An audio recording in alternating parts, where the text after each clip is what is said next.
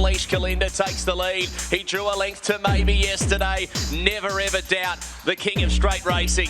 The Trans-Tasman superstar kicks home to win it. Postman Pat by 1 length. Sunnyside Zeus all out. Grabbed firstly by Alfie Moon, but now by Zohar Bale, who powers away. And here is a deserved Victorian champion. Yes, hello, welcome to the Green Light On Premier Racing podcast, talking all things Nationals in the Sportsbet studios in Melbourne. I'll tell you what, I'm excited about the Nationals this year on our home soil in Melbourne town. Straight Track Championship Saturday morning, the 26th of August. Then Saturday night we go to the Meadows for the National Sprint and the National Distance. It's going to be an amazing day of racing, and it's got a bit of an international flavour as well this year, with the staying race having a New Zealand representative as well. So the Kiwis have come to Melbourne to try and pinch all of our prize money. But straight off the top, I'm going to welcome a great mate of mine, Corey Smith, who's on the podcast, ready to have a bit of a yarn and find a few winners. Smithy, how are you, mate?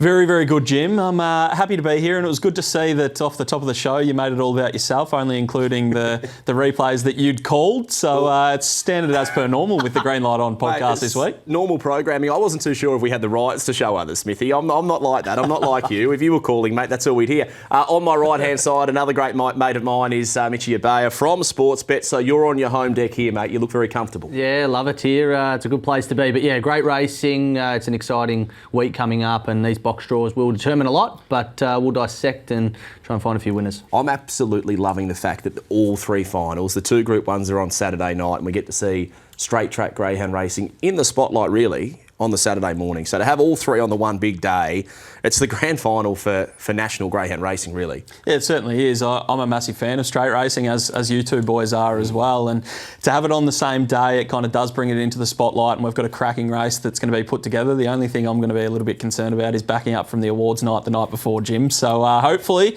not too bad, and we might find our way out there and find a few winners. After seeing your form last Friday night at the industry awards night, I tell you what, he was loose, this boy. We might have to ask you for a few tips, I reckon. No, I've been told three Brownlow votes when it comes to best on ground. Myself, and everyone has said that. I went hard, but had a bit of fun. Hey, let's get to run of the week. We're all going to have runs of the week, but for me, I'm taking a look at Hillsville again because I was calling the race, Smithy. But I'm starting with Unleash Kalinda because this is a greyhound who, I'll be honest, I wrote him off. And he jumps from box number 1, maybe yesterday from box number 8. They're probably both drawn a little bit upside down. Like Unleash Kalinda clearly is better drawn on the outside, and maybe yesterday's drawn better on the inside. Cybertruck's the most underrated greyhound going around in box 7. He split them up until the last 100 metres, but Unleash Kalinda gets the job done. He wins it by half a length from maybe yesterday, but you look at the rest of the field, boys. I know a lot of people are saying, oh, Jimmy, you're wrong, you're potting Unleash Kalinda, but I think both of these dogs right now are vulnerable. I honestly think they are. They're not dominating straight racing like they were 3 months ago, and there's some talent interstate, and that does worry me for the Victorians. Yeah, you're right. There's plenty of talent. We saw Valhalla do his exhibition trial and went 19-15 or so. So there's plenty of speedy dogs around, and it just goes to show the strength of straight track racing all around Australia. That arguably the two fastest greyhounds that we've seen in Victoria at Hillsville down the straight is maybe yesterday and Unleash Kalinda, and they've got some stiff competition on Saturday. I've honestly said they're the two greatest straight track dogs I've ever seen. So when I say I'm potting Unleash Kalinda, I'm still saying he's the greatest straight track dog of all time. But he is 3.5. I think people forget he started racing pretty late, so he's not a spring chicken by any stretch of the imagination. No, and he's probably not going as well as he was maybe 2 months ago. And he's still flying. He's still 1889 yesterday. I don't think there was any excuses for both of them yesterday. They both probably went to their best of their ability. Maybe yesterday, I know you said probably the draw was a concern. Didn't look to crash down, didn't find any bother. Cybertruck, one of probably the most hit or miss greyhounds going around, but has loads of ability. But I think you can throw Peter Gallo in the discussion with the best straight dogs. But yeah, arguably at the moment, and maybe yesterday and Unleash Kalinda are hard to beat. And box draws are going to be absolutely everything. And on this big edition of the Green Light on Premier Racing, we do have the exclusive rights to the box draws, so we're going to get them done in just a moment. We are going to catch up with Daniel Roberts, who's flown. He's jetted in from New Zealand just to come to the podcast. To race his dog. That is commitment. And to race his dog in the Nationals as well, boys. But good on Dan. He's sitting in the background here. But we are going to introduce our stewards now. Two very, very formal-looking stewards who are going to pull apart the box draw. Their job is obviously to spin the barrels. On the right-hand side that we're seeing, that'll be like a little yowie coming out. Yep. That'll have the name of the greyhound. And on the left-hand side will be the box they draw. So we'll start off with the National Straight Track Championship. Hillsville, Saturday morning, the 26th of August. We can spin the barrel now. ladies and gents, and let's have a look at this. I tell you what, box draws are everything in straight racing. When you've got Unleashed Kalinda maybe yesterday, Valhalla who wants an inside draw, it is going to be huge. So we'll start off by getting the first name drawn, and then we'll get their box that they're jumping from. And we have got Valhalla. Greyhound that we touched on before. He's got box. Hello. Valhalla drawing box number 1. So it's won the red for Valhalla. 1915 first trial look, ran home in 1240s. That is scary. Won the Queensland State Final. Handles the trolley lure as well. Has raced well at Albion Park. A lot of upside. Valhalla on to number 2. Could make the race for something else, so he's not blistering early. So if maybe yesterday lobs in 2, could get to the fence. You can miss the start off the inside draw over the 350. Oscar Moses. Box number 4 for Oscar Moses. So it's 4 Oscar Moses. New South Welshman, Jim. What's that? Blue for the New South Welshman. Yeah. Makes sense, doesn't it? And we're in the Sportsbet Blue Studios, and I think he's owned by a former rugby league star as well, Oscar Moses. So, and he was good. He's winning the state final, absolutely outstanding. So we move on, and we've got maybe yesterday. Box 7. Now, you said wanted to be drawn down near the inside. Jim goes to box 7. Yes. But you made a good point. Didn't crash right over the rail from box 8 either. Give us Unleashed Kalinda out of the pink, and then we've got the real race on. Here we go. Cash on delivery. Now, he's a wide runner, cash on delivery. Has come up with box number 5. 34 starts, 19 wins. Won the Murray Bridge Cup this year. And he also ran second in the state final for Adelaide, drawing box number 5 for Ash Griffiths. So we move on. Shall Not. This is a really good dog. Ooh, box number 2. Won about 13 in a row up in New South Wales. Came down to Hillsville and got rolled by your dog, Until mate. it came down to Hillsville and got swept up by the reverse sweep. Where's the reverse sweep in the Nationals, Mitchie? No, he's not up to this calibre. He's a good dog, though, Shall Not. On to Bye Bye Raider. Trialled at Hillsville Exhibition Trial around 1934. Has come up with box number 8. So box number 8 there for Bye Bye Raider. It leaves Unleashed Kalinda and Federal Outlaw. And we'll start off here with Federal Outlaw. This is the winner of the state final in South Australia. Box number 6. Now, I want to go back through Federal Outlaw's form, boys, just before we get the last one, which is obviously going to be Unleashed Kalinda. Federal Outlaw, before he went to Adelaide, he won at the Meadows in 30.06. But the concern I had for him is he's never broken 19 seconds in Adelaide at Murray Bridge. Now, the flip side of that, I reckon, is Murray Bridge, they run on a dead flat surface. At Hillsville, the straight track is actually on a bit of an incline, Smithy. I'm not sure if you knew that. You ever run up the straight?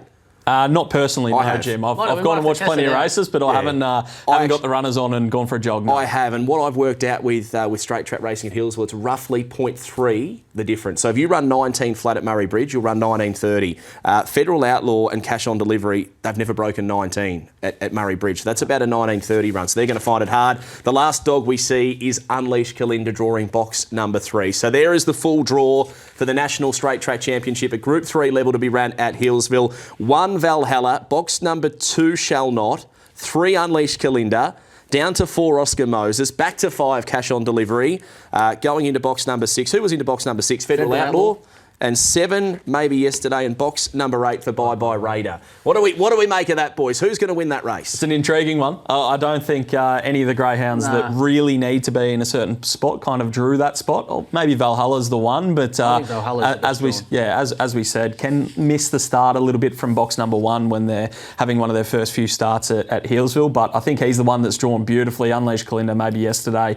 We saw them from inside and outside draws respectively in the state final. They're going to be hard to beat, obviously on the home deck, but Valhalla's probably the one that I think's won out of the box draw. Personally, I'll tell you what, I'm with the New South Wales dog. Which one? Oscar? Shall Not. Oh, Shall Not. Right? Really? Yep, I'm jumping off ship. I'm getting away from the Victorians. That took a lot, didn't it? I reckon maybe yesterday starts my favourite. Valhalla misses the kick off the red, correct? Just a little bit. Yeah, just a little bit. The 3 Unleashed Kalinda wants to veer up the track. Go watch Shall Not to replay at Richmond. If you're tuning into this podcast, jump on the website, go back and watch the replay. Jump from 7, tried to come across, just got hammered, and kept on grinding home. Now comes up with box 2, drawn better than Oscar Moses. Let's not forget this is probably the best dog with Mr. America to come out of New South Wales straight track greyhound racing, and it is drawn to win, let me tell you. And Darren Sultana did a really good thing coming to Hillsville, trialled and then raced. I know he got beaten in that race, but he's had a couple of looks, so he's got absolutely no excuses. Shall Not. My question to you, can it break 19 seconds? Yes.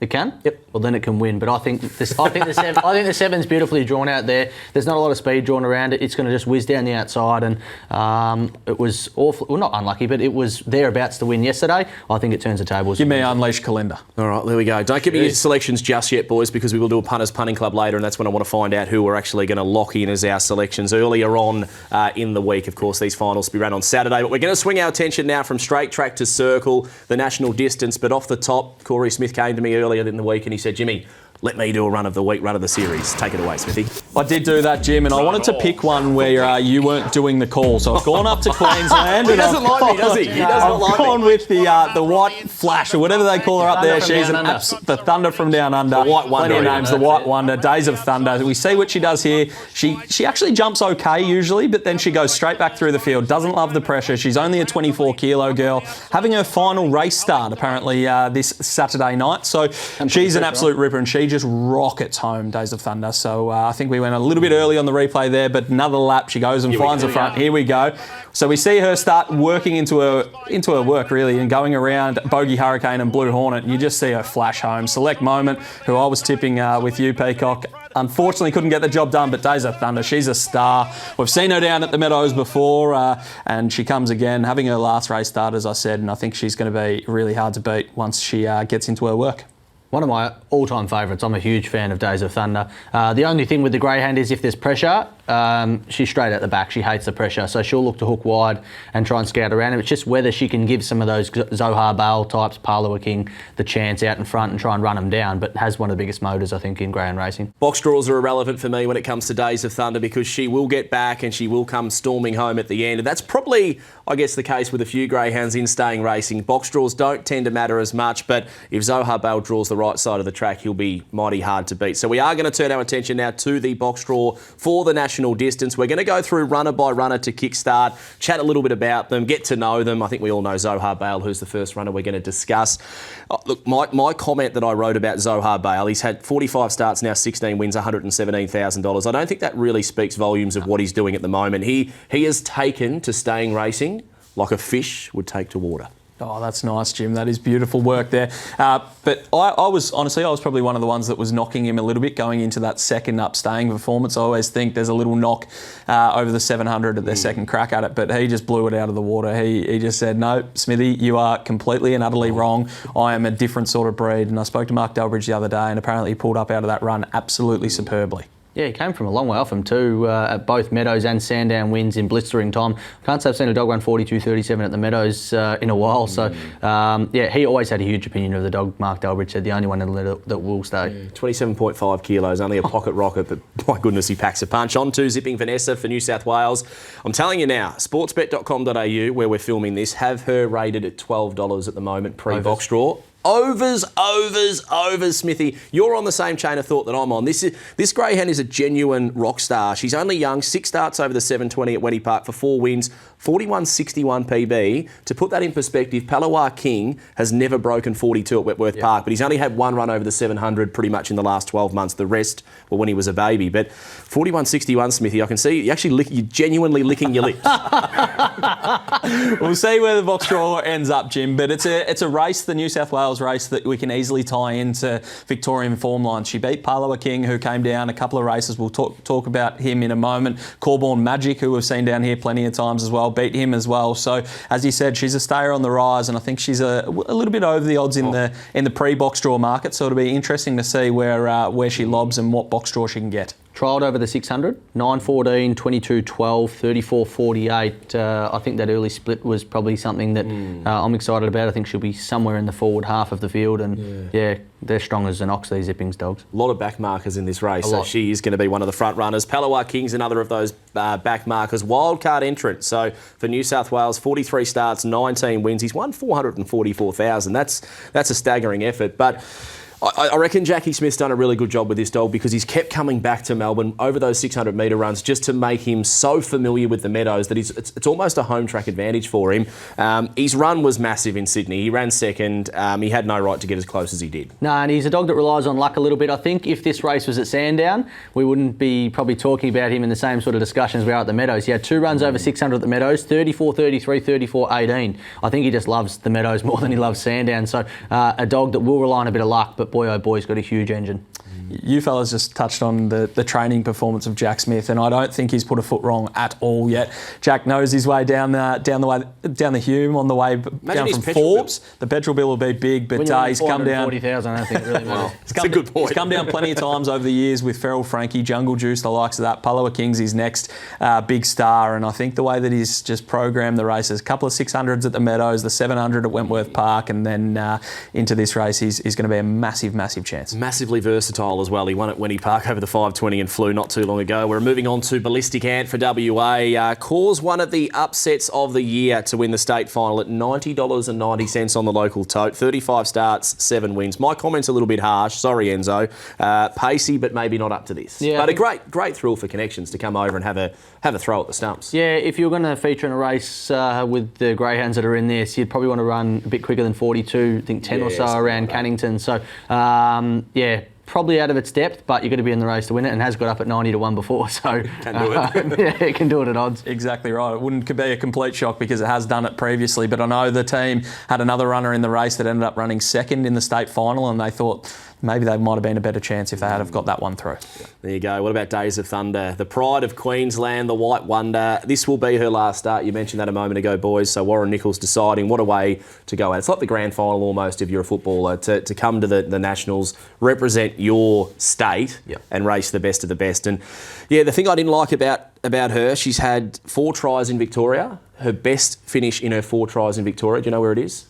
I think she finished fourth at Sandown. Fourth at Sandown. She's never hit. You've checked my notes. No, I haven't. Never hit the podium in Melbourne, which is a worry when you're coming up against this opposition. In saying that, one of them was a Top Gun performance. Yeah, exactly right. A Top Gun performance, and you could make the case that a Top Gun performance it stacks up pretty well in comparison to a race like this. So she's in form. She's a greyhound that has travelled before. She's been there. She's done that. She's faced high pressure races. She comes from a long way back, as we saw in that replay there. But she's a big chance. You can never write her off. No, and you said before about box draws. She's won 19 races in the career. 12 of them have come from boxes 1 to 4. Never drawn box 5 in 67 starts in its career, which is staggering. Maybe today. Yeah, maybe today.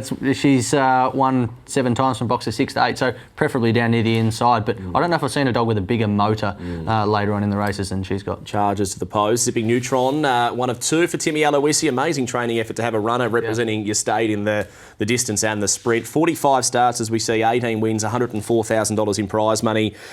Really good greyhound, this one, but yeah, look, it's going to be tough against a greyhound like Zohar Bale, you have to say, wouldn't you, Smith Dog? The benefit of Zipping Neutron is it's going to be in front of greyhounds like Paloa King, Zohar Bale, Days of Thunder. At its exhibition trial, went 4.99 early and then 16.10 to the second split. So that's good enough early speed to be right up the pointy end of the race in the early stages. Whether he's going to be having the class of some of these other runners, that remains to be seen. But he's going to put himself in the right spot. He's a beautiful big animal that will use a nice big stride and be hard to beat if he can get out in front and there's things that go wrong behind. The thing for me with Zipping Neutron that I think a lot of people might not consider, only been racing in 4-dog fields over in South Australia, come up against an 8-dog field, I reckon a bit of pressure around and you might think, oh gee, what's going on here, instead of having it all his own way in South Australia, but has been flying over there in the trial. 42.96 is respectable. I reckon you've hit the nail right on the head, Mitchie, because when you go back and watch his South Australian run, he jumped beautifully, but there was nothing to pressure him through the middle part of the race. When that's his weak point. If he's got a knock, Zipping Neutron, it's the middle part of the race. He can jump well, and he's pretty strong at the end, but his middle section, I reckon from 16 seconds to 35, he's a little bit vulnerable. And when you've got dogs like Zohar Bale, a couple of these other ones, Palawa King, when they're making that mid-race move, I'm just not sure he's going to handle it. On too fast, Minardi. This greyhound's pretty impressive from Tassie. 33 starts, 18 wins, 12 seconds and a third. So 33 race starts in the top 2 30 times, $118,000 in prize money. Now, I did a little bit of researching, a bit of digging, because there was only 3 greyhounds in the state final. No good on a shovel. My hands just chow up like you wouldn't believe. But I'll tell you now, 42.20 PB from Tasmania. Winburn Ruby's probably the greyhound that we could sort of draw a parallel with. She went 42.03 around Launceston, then came to Sandown Park and went 42.04 in a heat of, I think it was the Bold Trees or the Sandown Cup, whatever it was. What was it? I think it was the Sandown Cup. Either way. But so it's probably a similar type of time. Therefore, does Fast Minardi come across as maybe a 42.20 dog at Sandown Park, which, no disrespect, is going to make it hard against this field? Oh, it's going to make it hard for sure. But again, you touched on the point of the 4-dog fields. Tasmania, it's it's a 3-dog field, but I've spoken to a few people that do a little bit of Tasmanian form. They reckon this is a properly fast animal. Over the 520, you can run sort of low 29s sort of thing down there at Launceston. So he's a fast animal, and if he can get out in front, I keep saying this, a lot of the big chances are back markers. So he just has to get out in front, and that's his best avenue to win. Private trialling today at the Meadows too, I believe. Fast Minardi. It would be nice to get a little intel on what it's gone, but we might have to hit the big man up over here for that later Giving on. away nothing. He said those private trials, they are private, aren't they, Smithy? Well, to be honest, Jim, they're happening kind of as we're recording, so I can't really give you too much information. Tell you what, speaking of on the move whilst we're recording, this greyhound's currently sitting in, what do they call it, customs. Yeah, quarantine, one of the two. Opawa Louise, all of the way from New Zealand. For Dan Roberts, he tells us he's only had her for about 14 starts. 39 overall for 3 wins, $29.9 thousand in prize money. And we just actually watched the replay a moment ago with Dan, the trainer. Tell you what, she was pretty impressive. And the 730, is it? At the Meadows, Smithy? 730 at the Meadows, Jim. Yeah, there you go. They got it wrong for those who are wondering what we're doing. Dan's wondering if we can change it to 930. Well, that's what I was going to say. Seen in that race, a 1,000 metre goal. I think if you look at that overall record, it obviously doesn't look great. But as you just touched on, Dan's only had her for a short period, and she was never tried over further previous to him having her. So I think the kind of overall record doesn't show the real story. And as he said, we watched the replay just off air, and she's got a fair bit of ability, and she's going to be coming at them late. Now, the Green Light On podcast, we're all about finding winners, right? Do yourself a favour, Black Book Opawa Louise, for a little race that's held in the middle part of the year called the Silver Collar. It's over a hell of a lot further 779, G. Yeah, and she is going to need every bit of the 779, isn't she, Dan? Look at him. He's about to come over and give you a whack around the ears, because he was like, you just knocked me price off. Yeah, just killed his odds. But he's nodding his head. He's in agreement. Let's get into this box draw, because it is so important for the national distance. Not maybe as important as the sprint, but if a Zipping Vanessa draws one, you think she genuinely finds the lead and can be pretty hard to beat. So we'll get the stewards to spin the barrel to commence the draw for the national distance. I'd love to know what Dan wants. Can you hold up your fingers and what box draw you'd like?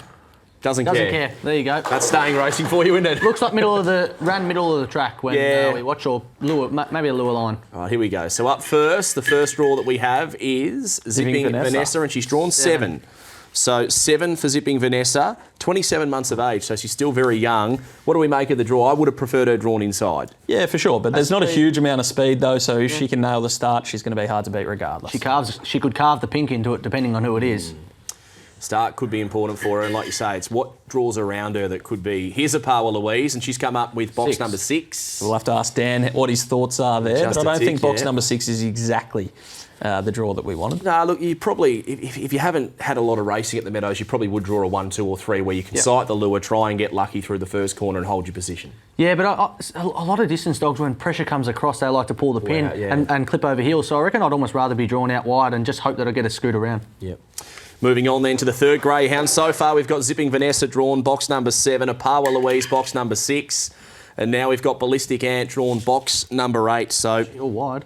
Yeah, they're all out wide at the moment. $90 winner in the state finals. Going to find it a little bit tricky, I think, Ballistic Ant drawn box number 8. Yeah, I think so. And Zipping Vanessa might get a nice old run from out wide now with limited pressure from the pink. Yeah, although in saying that, I reckon Ballistic Ant can show a little bit of pace. Does have a little bit of pace. Probably not the classiest of all runners, but does have some pace. So could put a bit of curry on early. Well, I'll tell you what, we're leaving a few of the big guns till late. We've got box number 3 for Zohar Bale. I think he would be licking his lips now, Zohar Bale, in box number 3. The perfect draw, because he doesn't...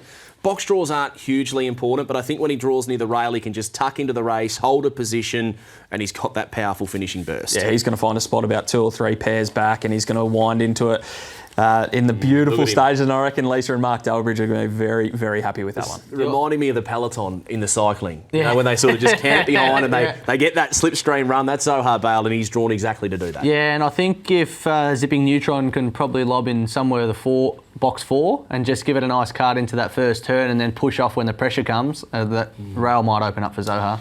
Well, Zohar Bale in box number 3, the standout of the series, I think you could say so far. We move on now to the next greyhound to be drawn. We've got 3 Zohar Bale, 7 Zipping Vanessa, 8 Ballistic Ant, 6 Opawa Louise, and the speed of the Tasmanian, the Taswegian from Down Bass Strait, Fast Minardi, box number 4. Smithy, what do we make of that trialling now? Is there any chance you could get on your phone and find out how fast Minardi's gone for me? I think it leads. based on that? It'll be close to it. I definitely think it'll be one of those that'll kind of put the pressure on early, and I don't think box 4 will be too much of an issue. Nah.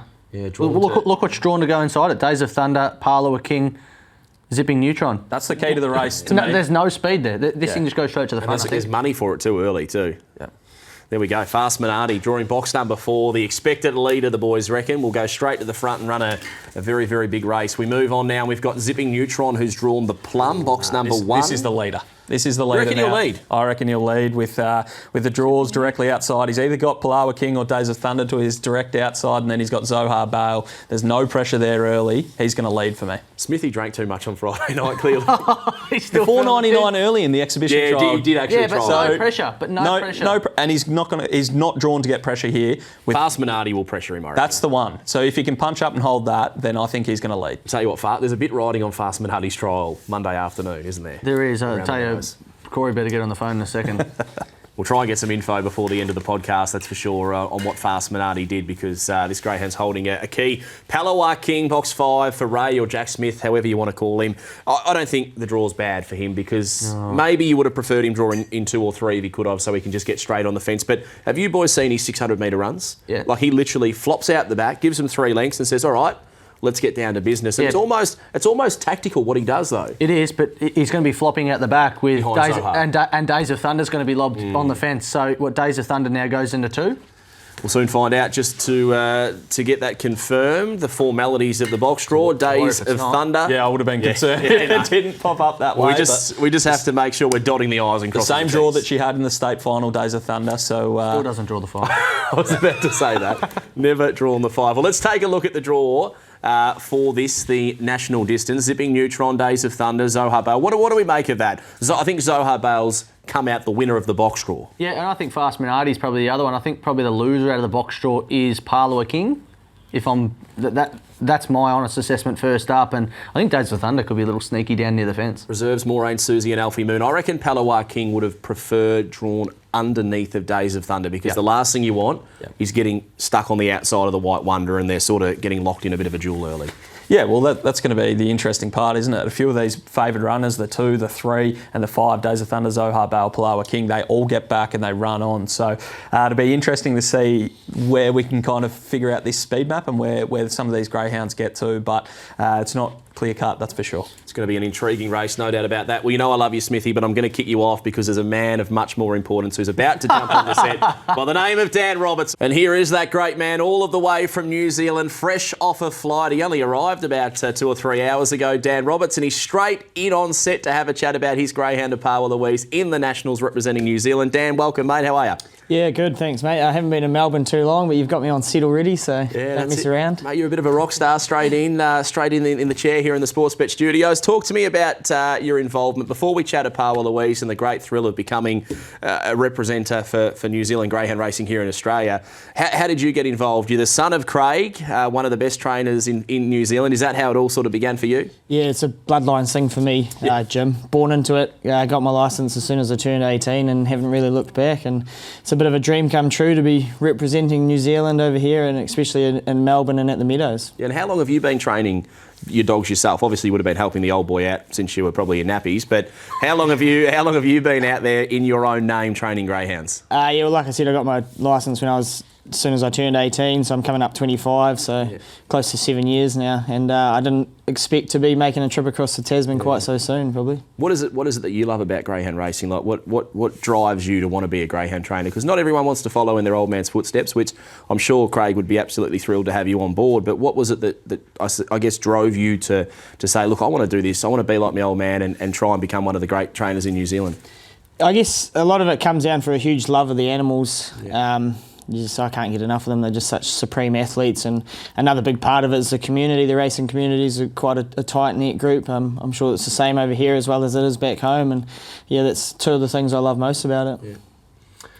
What do you reckon, Mitchie? Apawa Louise, what do you reckon about this greyhound? Can she get the job done? You said to me off air it's going to be tough for her. Now we've got the great man Dan sitting here. Well, he said don't be afraid to say she'll run stone cold last. She will definitely not run last, but what we saw before in the win to get over here, super strong. If if you can find a spot early, he'll rattle home late. Holds the middle of the track, so not going to have to worry about any of those bunching up on the fence.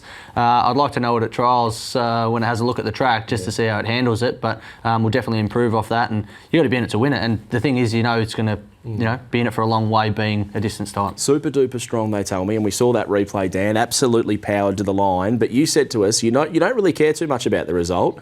You're going to come here and have more bloody fun than any bloke that's ever come to Australia to race a greyhound. Tell me more about that. Yeah, well, I'm picking you'll see that firsthand, maybe Thursday or Friday if you fellas are at the events. Yeah. But I'm going to do my best by the dog, and we've come here to take part, and if we can feature on the podium, that would be a bonus. But I'm here to enjoy myself and make the most of the experience as well. It really is, though, a once-in-a-lifetime experience to represent your country effectively. Like we're talking national, state by state. Yeah. You're representing the whole of New Zealand greyhound racing. To come and have a throw at the stumps, it's such a great achievement just to be here, isn't it? Yeah, it's absolutely unreal. I remember Gary Cleve last year said the emotion didn't really kick in until he was walking around the track and heard the national anthem. So I'm sort of anticipating that happening to me as well. But yeah, great thrill anyway. It's exciting stuff. It is once in a lifetime. Let's have a little bit of a chat about the draw. We've got it here. Zohar Bale's drawn box number 3, probably the greyhound to beat. Do you follow the Australian racing closely? I follow a lot of the Bale dogs. Obviously, we've got a strong affiliation back home with the Wheelers. So I know a little bit about the Victorian greyhounds. What do you make of Zohar Bale? Have you watched the last couple? Because I tell you what, only little legs, but... I didn't see his first start over 700, but his second start, I thought, well, there's no way he's going to win from the position he was going down the back, and then he just unleashed with a barn-stomping run and was just too good for them. It was quite freaky, really. Almost Here we go. That's small, 27 kilos is staggering, but got I think my bitch is about bigger than him. Yeah, well, you might be able to monster him a little bit, Paul Louise. There's the draw, box number 6. You said you were sort of sitting off set a little bit, but you were still in the set when we were doing the draw, and you sort of said that for you, it didn't really matter where Paul Louise was going to draw because she's going to flop back. She's going to not show cracking early speed. What do you make of box number 6? I know you'd probably prefer being 1, 2 or 3, or are you happy out there in box number 6? I told myself before I came over I wasn't going to be upset either way. I don't think the draw is going to make or break her chances in this race. Obviously would have preferred to be on the fence just so she could get down to the rail easily and not worried about getting hampered on her way down there, but it is what it is. I'm just a bit worried. You fellas seem to suggest there might have been a bit of scouters on the inside of her, which could be concerned, or she could end up behind them and get a nice run up the fence anyway. I think she's going to get a beautiful run. If Zipping Vanessa and Ballistic Ant come across with speed from the outside, Parlour King darts to the or drops out and gets to the fence, you might have that beautiful run around him. So I don't think I'd be too disappointed with the draw. She's flown in customs at the moment. Does she get a trial at the track in the lead up? Yeah, assuming she's come through the trip all good, which I'm anticipating she will. I'll give her a 5:20 at the Meadows on Wednesday after the races. And she's generally a dog that would travel fairly well? I wasn't concerned when she won the race back home to come over for this. She's very placid, and I'm assuming she would have just been asleep in that crate the whole time, completely unfazed. Like you on the plane? Or? Yeah, a bit like me on the plane, yeah. Yeah, that's it. Hey, how do the Kiwis look at Australian greyhound racing? Because we like to think, myself and Mitchie, we sort of walk around, strutting our stuff a little bit. They call him the peacock because he struts so hard. What do the New Zealanders think of Australian greyhound racing? Like, do you respect it the way that we probably think it is respected around the globe? Yeah, definitely, and it's clear cut that you guys definitely have probably better stock than what we have, although we've sent Postman Pat over and he's been doing a pretty good job. So, but we do. It's definitely well respected, and it's just so much more professional over here probably, and you guys do a great job. I'll tell you what, great talking point, Postman Pat. As a Kiwi, you're proud to see what he's been able to do, because how we don't see them come to Australia from New Zealand always, and you being part of the Roberts setup training the Bale dogs, you're getting greyhounds that have either had an indiscretion or something not right here in Victoria. They go across to New Zealand to race on the benefit of the catch on Lewis. So for a greyhound to go against the trend and go from New Zealand to Australia and then maybe be one of, I'm calling him sort of a 1 in a 10 year type Postman Pat. Like it must be nice from your perspective, and you must be proud of what he's been able to do, even though you don't own him yourself. It's good just to have a New Zealand dog come over here and represent the way he has, and he's done a fantastic job. It's been good publicity for the greyhound racing scene back in New Zealand as well, and quite fitting probably, as he's come from the late great Ray Adcock's establishment. So that's quite fitting, I think. He was a wonderful man, Ray Adcock, wasn't he? Passed away a couple of years ago. So as I let you run, mate, we do wish you well with everything moving forward for the Nationals. You did say that you're planning on having a big lead up. When do you go back to New Zealand? You might stick around for a bit, or? Yeah, I anticipated being a bit too hungover to fly home Sunday, so I'm staying around till Monday. Frothies. No. I had a big night last Friday, so I'm done for a while. Hey, Dan, thanks so much for coming in, mate. We wish you well. Good luck. All the best with the Power Louise. I'm cheering for her. I'd love to see you go really bloody well. Yeah, thanks very much, fellas. Well, there we go. Dan Roberts, all of the way from New Zealand. Well, my man on my right-hand side, Mitch Ebeyer, said to me, I need some me time now. It's time for me to get my run of the series out. Take it away, Mitchy. Yeah, my run of the series, and it may be a bit silly, but Postman Pat, there's the split screens. I've got his last run and then the run before. Now, let's have a look at him off the left of screen where he has Aussie Rocks and he clears him. He gets to the fence. He has Tinker Norm drawn out wide.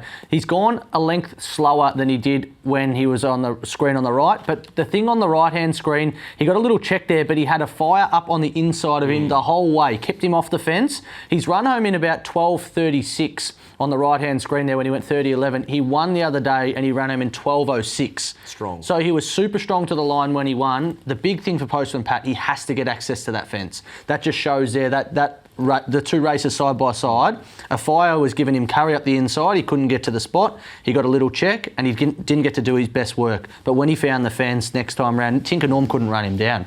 And Tinker Norm can really run. So, my biggest thing for Postman Pat has to get to the fence. It's got blistering early speed. If he can cross anything inside him, they won't see him. Comprehensive, as always, from the Peacock. Box draws everything, though, isn't it? Yeah, it is. And for him, it's just all depends on what draws underneath. Well, let's find out, because it is now time for the big one, the Group 1 National Sprint Final. This is what we've all been waiting for. We're going to go through runner by runner and try and break down who is going to win the race, and then when the draw comes in, we'll take a look and absolutely nail the form. Starting with the first greyhound, we're going to highlight Postman Pat, this star from New Zealand who's had 26 starts, only missing a top three on one occasion, and he's won 263,000. Yeah, he's an absolute superstar. We saw the side-by-side replays that Mitchie showed us, and he's tough, he's strong, his run home's good, he does everything right. What do you reckon? If he draws 1, 2, 3, I don't think they beat him. Yeah, the draw's pretty important because he has, as you said with your run of the week, the analyser type segment, he has been a bit unlucky trying to get the fence. Amron Boy, Mitchie's always said from day one this dog is no bloody good. 52 starts, 21 wins, has only won 664,000. That's more than you've earned in your life, Mitchie. Yeah, you're right. I've already booked in a couple of straws at stud as well for Amron really? Boy. No, I'm joking. I'm just pulling your leg. But no, he's a class animal. His last one was a bit disappointing, but before that he was very good, and he loves the meadows, so he'll be primed and ready to rock. It's actually Mitchie's weekly salary, that 664k. I wish. It's pot calling the kettle black there, Jim. But I just had a message from the Ennises, and they just said, can you please get the Peacock to kind of pot Amron Boy, because that's when he goes good. His best, so he's maybe not been at his best recently, but he's an absolute superstar. He's the perfect wild card because he's just full of X factor. Oh, exactly right. You took the words right out of my mouth. Must have been when I was kissing you, Smithy. Oh. What do you reckon? We move on to Modern Swinger. This greyhound loves an inside draw. Jimmy the Modern Swinger. Drawn box number 1 last time in the state final, was exactly where he wanted to be. 22 starts, 12 wins, but you've got a stat, Mitchie, on him that he just doesn't really enjoy it out any wider than about box number 4. No, 8 of the 12 wins have come from boxes 1 to 3. So a greyhound that's very reliant on drawing inside, and if it draws out wide, I don't think can feature. When 29.80 at Wenny Park, it's a okay sort of time, not flying, not slow, but yeah, inside reliant.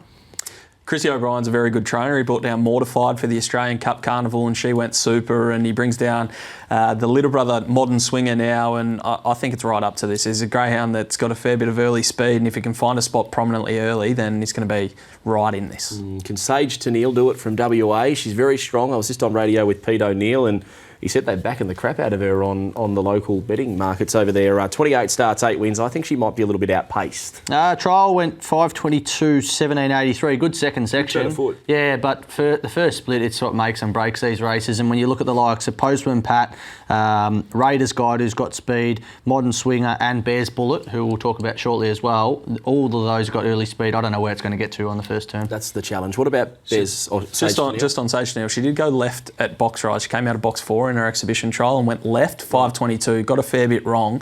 If she can get that down to a 5.10, 5.12, she's right in this race. Her run home was 12.05. Yeah, so strong. She's a strong girl. Very powerful. What about Bears Bullet? Maybe not so powerful, but very, very quick through the marks. 32 starts, 13 wins. It's got some big scalps up there in Brisbane. So was racing in that winter carnival against the best greyhounds in the country and holding sway as well. I've never seen a greyhound, and I followed a fair bit of Albion Park racing, never seen a greyhound consistently run around 5:44, 5:46 early. Most greyhounds that are quick early will run 5:50, 5:55, and Bears Bullet's just been coming out under the lids. But the concern for me, went 29.74 4 runs ago. The last 3 runs has only run around the 30-second mark and looks like it hasn't liked the pressure. It's still finding a way to win, which shows a good sign of a greyhound being able to win in good quality races. So will be out in front or thereabouts anyway. Yeah, the key to her chances of getting out in front and getting an uncontested lead. She is tough, but she probably can't run the times that some of these greyhounds like a Postman Pat or an Amron Boy getting down to your 29.5s, 29.6s. She's probably not going to do that, but she is going to run fast 2 sectionals and hopefully she can highball out in front for connections. It's going to be tough for Ravers Army, the South Australian representative. Trialled exhibition-wise only fair, but 51 starts, 23 wins, massive strike rate, $85,000. Started his racing career in Victoria, has gone across to Adelaide and taken South Australian racing by storm, and I don't think 500 metres is his pet distance. No, I think an inside draw is a must for Ravers Army. Loves an inside draw. Same thing as probably we said earlier, been racing against greyhounds over in South Australia that wouldn't necessarily put a lot of pressure on when it's talking about getting down to the fence and crunching down like a Postman Pat would. So he's going to rely on a lot of luck going through that first turn. But if there's carnage on the first bend, then maybe the one that slipped up the fence. Yeah, 5.34 early in that exhibition trial. He absolutely stood there, so he will improve on that, but I don't think he can improve that first sectional well enough to kind of compete in this sort of class. Talk to me about this next runner, Raiders Guide from Tasmania, because the exhibition trial was something. 32 starts, 13 wins, $70,000. Good Tasmanian. And the trial probably surprised me a little bit. No, the trial surprised me as well, to be honest, Jim. They came over in that afternoon and trialled and then went back. So they knew that they probably weren't expecting a huge amount on the trial session. For it to go 29.92 overall 5.09 and 5.09 early, that is the key.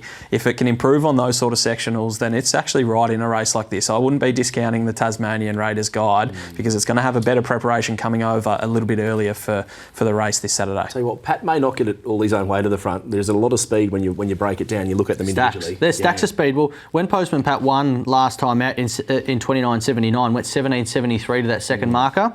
Raiders Guide went 17.83 in the trial. So, yeah, he's going to be getting a little bit of speed his way. Speaking of a greyhound that can match Postman Pat, Tinker Norm went head-to-head, toe-to-toe with him for a massive section of the race last week. Was probably just beaten off a little bit by the strength of Postman Pat, but 37 starts, 14 wins, 14 times in the placings. He's won $100,000, and interestingly enough, he got a run because the New Zealand sprint dog wasn't coming across. Therefore, he wouldn't have been actually in this particular final. So Craig Burns had him in the National Straight Track Championship final at Hillsville. He's in the state final, and they withdrew him from that to now have a genuine attempt at winning this race. Exactly right. He's actually also one of our designers' favourite greyhounds because he's such a beautiful dog and he's got a few little quirks, Tinker Norm, but he's a fast animal. I spoke to Craig Burns yesterday. I said, what box kind of do you want? And he goes, outside. He goes, to be honest, mate, I'm just happy to be here. So that's a great sentiment as well. And I'm excited for Tinker Norm because he's got the ability to win a race like this. He's been knocking on the door, and I think he can run a big race regardless of where he's drawn. I wonder if Burnsy's going to go as hard as old mate Dan from New Zealand at the corporate events throughout the week. That'd be something, wouldn't it? But just quickly, look at that. Postman Pat wants to get down to the fence. Amron Boy wants the fence. Raiders Guide's got speed. Sage Tennille was a greyhound, I think Corey said, went hard left in a trial. And Bears Bullet loves the rail as well. If Tinker Norm draws out wide, could honestly just whip right round them while they're all bunching up. Tell you what, this box draw is huge. Absolutely huge. This is the biggest of the 3 draws, probably the most prestigious race as well. The Group 1 National Sprint, the Sportsbet National Sprint. But the box draw in a sprint race at the Meadows imperative, and we're going to get to that right now with the exclusive rights on the green light on Premier Racing Podcast. The stewards are raring to go. Ros, one of the stewards, has made her journey down from North Victoria, so that just shows you they're coming from wide and far to do the box draw today. I tell you what, everybody I think in the whole of the greyhound racing game right now is sitting there going, where does Postman Pat draw? Yeah. Where does he draw? If he draws the red, he's $1.50. If he draws the pink, maybe you get a price on it. $1.80. Up first, Bears Bullet has drawn box number 6. Now she's going to be putting on the speed, Jim. Speed, and wants the fence as well, doesn't she? You're our resident Queensland form guru. Tell me more. Yeah, loves the fence. Lid pings, wants to get down towards literally right on the rail under the lure. So, we'll hum across. I think about a 5. I reckon it'll be about a 5.05 to 5.10 sort of greyhound. Yeah, we'll be right up in the firing line from the start, no doubt about that. We move on. Second dog drawn is Sage to Neil. Box number 2. Goes left. They'll be happy, the WA Raiders, because as I said, in that trial, she did go a little bit left and look for the rail, and she's a strong greyhound, so she can get a beautiful run in behind them. If there's a little bit of carnage with the speed in the race, she's right in this. Last greyhound to dominate the Nationals for WA. Weston Augie. No, yeah. Tommy Shelby. There's been some good. Did he win the Nationals? He did, in Hobart, I think. Did he? I reckon you're making that up, Jim. Oh, might have rolled him with some false information. But, we'll have to check that after we finish. I tell you, if Raver's Army draws the 1, the 2's right in this. Yeah, and look, there's a few that are going to be right in it. We'll see how the rest of the draw plays out. Now we'll move on to the next runner. So we've got 6 Bears Bullet, 2 Sage Chenille. The Sage Chenille's drawn nicely. We move on now to Postman Pat in box number 3. He could not have drawn better. No. Postman Pat, box number 3. You boys, I didn't know Sage Chenille cut hard left, but you've come here and you've said hard left. That makes the race for Postman You're putting Pat. a little bit of mayo on it. She does go left though, but Postman Pat makes the race. She's going to be slower out than him anyway, so it'll be interesting to see who draws box number 1. Hopefully it's not Tinker Norm for Postman Pat's sake, because he does one off. That might make it a little bit difficult, but otherwise Postman Pat is drawn to perfection.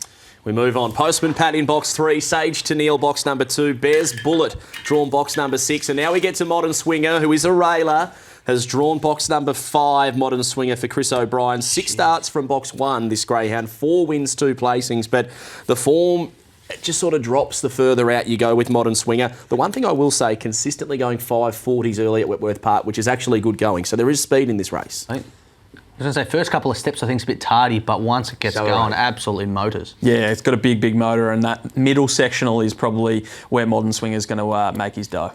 We move on. So 4 of the 8 drawn.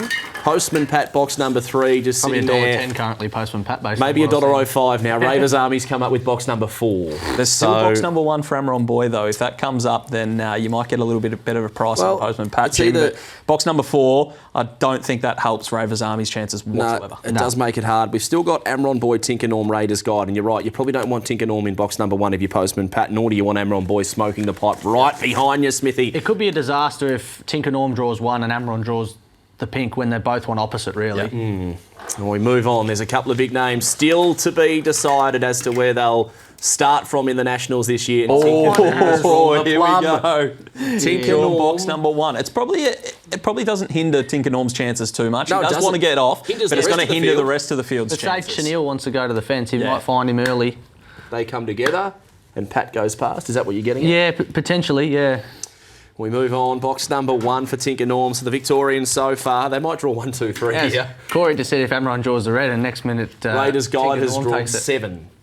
Raiders Guide 7 with early speed from Tasmania, and I tell you what, that is speed outside. That is speed out wide, but it's also the big V1, 2, 3. We'll move on and do the last one, which will be the wildcard entrant Amron Boy, who will go into box number 2. Box number 8, Jim. Box number 8. Sorry, I've doubled up on Sage Chenille. Apologies. So they haven't gone 1, 2, 3. Just disregard everything that I was going on about there. Amron Boy has drawn box number 8. That's why we have to follow the rules of the box draw, and we have to draw them out, because I would have put him in box number 2. Well, I was getting real carried away. You're busy writing them down here. It's on screen there for everyone to see. Look at that. It's not where he wants to be whatsoever, Amron Boy. He's going to have to be an absolute superstar from there, which he is, but it's going to make it nice and difficult. Raiders Guide, though, did go 5.09 in that trial. If it gets that down to a 5.04, 5.05, it'll put pressure on. Maybe Amron Boy can get the run across, but it's going to be difficult from there. It's a cracking box draw. It's made it very, very interesting. And for those tuning in via the podcast, not the VODCAST, Tinker Norm box 1, Sage Chenille 2, Postman Pat 3, 4 Raiders Army, 5 Modern Swinger, 6 Bears Bullet, 7 Raiders Guide. Amron Boy's not in box 2, so apologies to the Ennis camp, who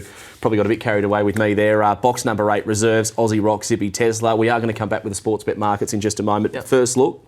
Postman Pat, then Bears Bullet. Do you agree? Give me Postman Pat, Sage Chenille. I reckon if it can avoid Tinker Norm early, it's just going to get the perfect rails run. I'm going to stick with Pat. We are going to get to the draws now with the sports bet odds in just a moment. So yes, I am with Postman Pat from box number 3, but it's now time, courtesy of sportsbet.com.au, and Sportsbet's main man, or one of the main men at Sportsbet, is Mitch Ebeyer. We've got the odds, the team out the back working feverishly in the short break to have these, and we'll start off with the Straight Track Championship at Hillsville on Saturday. Group 3 event, Valhalla, box number 1. Take it away. Yeah, we'll go box by box. Box 1, Valhalla, $12. Box 2, Shall Not, $5. 3, Unleash Kalinda, $2.40. And favourite, 4, Oscar Moses at $10. 5, Cash on Delivery, $21. 6, Federal Outlaw, the other South Australian, at $21. 7, Maybe Yesterday, $2.70. And the 8, Bye Raider at $51. Your reserve, Cybertruck, $5.50. And Quinlan Bale at $6. Overs, unders. Do we have a crack at any of those just by having a look at the early market, Smithy? I think the two Victorians will probably have a fair bit of support at 240 and 270. I know we spoke about at the start of the show that they're probably drawn a little bit upside down in the state final. They're that again, which makes it a little bit intriguing. But I think probably the 1 and the 2 are the ones that you could probably find a little bit of value in. Valhalla, Shall Not. Whether they end up actually getting out a little bit in the market close to the jump, which it can happen and probably will happen, but I think those are the two that are the big prices for the winning chances. I reckon Valhalla will firm a little bit, and I reckon Shall Not's going to go the other way from box number 2, but I do like the draw for Shall Not. I think it's going to be mighty hard to beat. Swinging our attention to the champion distance, so we move from Hillsville, about an 80-kilometre drive to the Meadows, which a lot of people will be taking on Saturday, let me tell you. And Mitch, Zipping Neutron, box number 1 to kickstart the field there. Yeah, Zipping Neutron off the red, $18. The 2, Days of Thunder, in its last race at $10. Your favourite off box 3, Zohar Bale, $1.70. 4, Fast Minardi, $9. 5, Parlour King at $2.90. 6, Apawa Louise from New Zealand, $101. 7, Zipping Vanessa at 18s, and I reckon a little bit of overs there. And 8, Ballistic Ant at 101s. Your reserves, Moraine Susie, $7.50, and Alfie Moon also at $7.50. I reckon Sportsbet are going to give you a gig doing this, Mitchy, because you're quite good at it. Thanks, Jim. There's one of value, Smithy. Stop licking your lips on set, mate. What do you like? I know. Zipping Vanessa for me, Jim. I touched on it earlier in the show when she was about $12 pre-box draw. I don't think the box draw is all that bad from box number 7. You're getting $18 about a greyhound that beat Parlour King last start. That is $2.90, and you could argue that Zipping Vanessa's got a much better draw than Parlour King. So I'm keen at $18, and I think it'll firm. Are you taking on our good friends at sportsbet.com.au, the traders, and saying they've got this one wrong? I might have to. Take that team out the back. He didn't mind a little bit left, right back in the day. I did hear that round Phillip Island. He used to. A lot of people think he's actually a penguin. Because he came from Phillip Island, he came up the sand, and somehow he's ended up here doing what he's doing now. Only 1/8. Well, we move on from that to the champion sprint, or the championship that is the national sprint. It's going to be a ridiculously good race. Group 1, 5:25, the journey. Postman Paddy Short, take it away.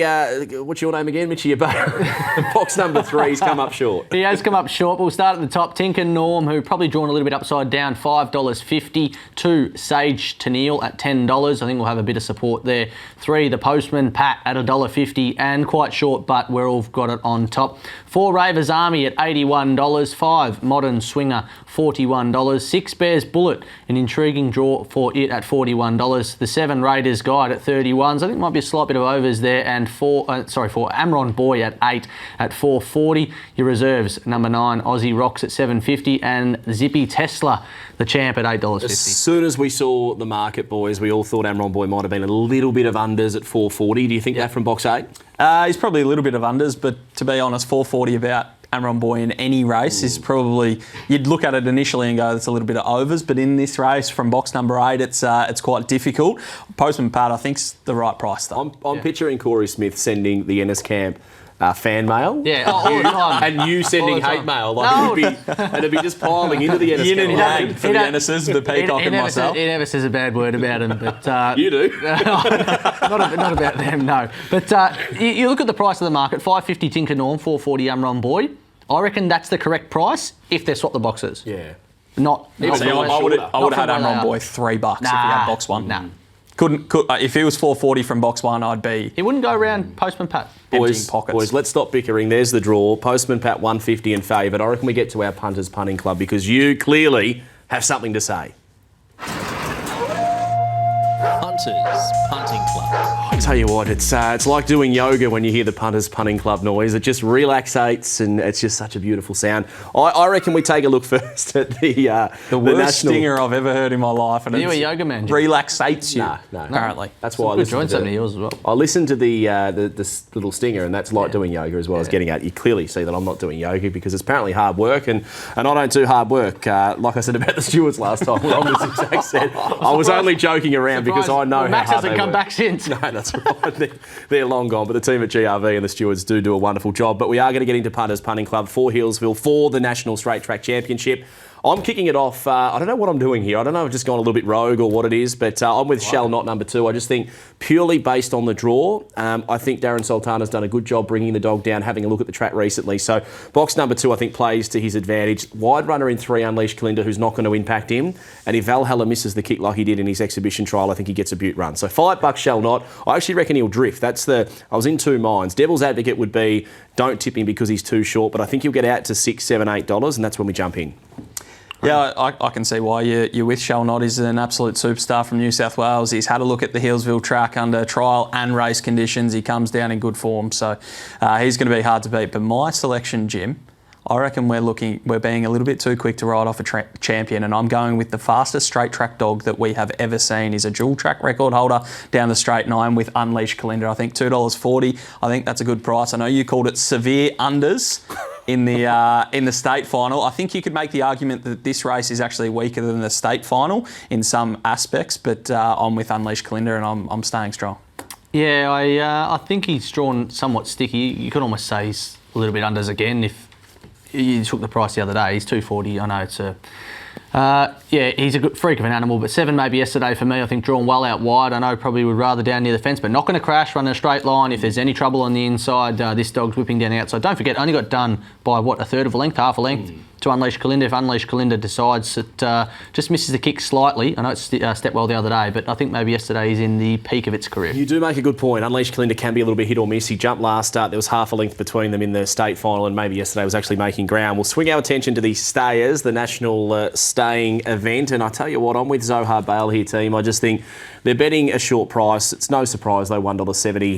He's the best. I think he's the best stayer in the country, maybe barring Like Wildfire, who we see go around in the Speed Star event on Wednesday. It's a talking point between you boys to have it another time. I know one of them likes Like Wildfire, the other likes Zohar Bale, I think it is, or vice versa. But I just think he's going to be too good. The way the race is going to run with a couple of dogs from interstate that aren't going to run the times that Zohar Bale can run, I think he'll just be too good.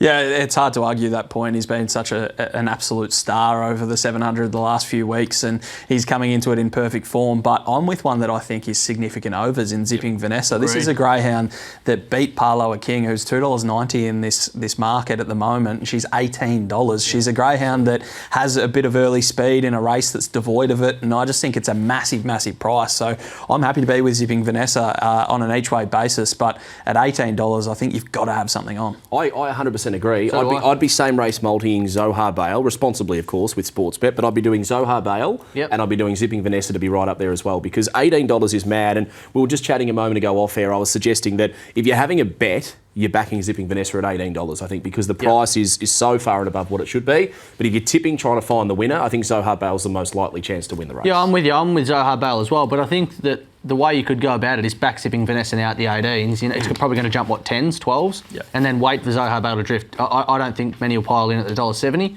I know the dog's a freak, but it's still got a bit to prove over the distance trip, especially off the draw. I think it'll get out to probably $2.30, $2.40 at the jump. So Zohar Bale for me. On Zohar Bale too, there's a lot of greyhounds that are going to be looking for that exact same run where they're going to be back in the field and weaving their way through. They don't have a jockey on board. They've got to steer their way through, and that race sense is going to shine. So Palawa King, you've got Zohar Bale, Days of Thunder, they're all going to get back and they're all going to rocket home. So if they're all running for the same run, maybe something can happen and the front runners can get away with it. Looking toward the future, boys, who would win a match race over 715 metres between Like Wildfire and Zohar Bale? Who would win it? Come on, go head to head.